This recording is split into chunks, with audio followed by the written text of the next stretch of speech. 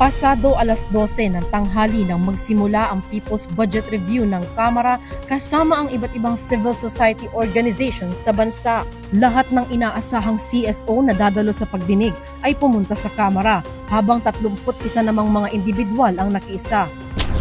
If during the hearing itself, meron kayong questions that would come up additionally, we'll ask lang Doc June how we can operationalize that. Kasi pag ongoing na yung hearing, medyo mas mahirap po magbato ng questions eh. But siguro what we can commit as of now is that the questions that would be sent to the task force 24 hours before the hearing. Unang sumalang sa People's Budget Review ang Council for People's Development and Governance Incorporation o CPDG.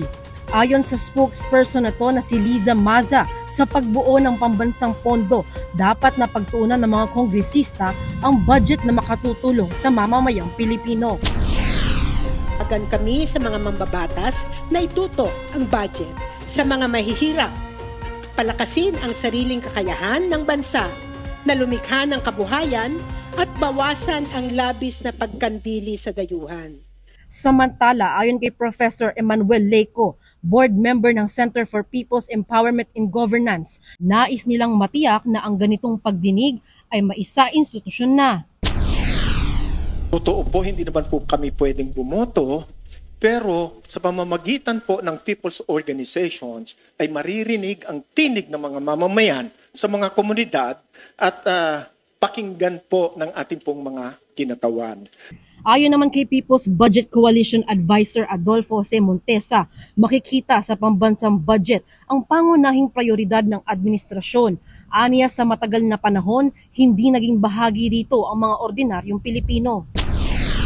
Our coalition is ready to collaborate with Congress and government agencies to build a budget that truly reflects the needs of the people. Samantala, bilang isa sa mga dumalo, hinihikayat ni Vice President for External Policy and Legal Affairs ng Bitag Media Unlimited Incorporation na makibahagi ang iba pang CSO sa ginagawa ng Kamara na pagbubukas sa publiko ng paghimay sa pondo ng bayan.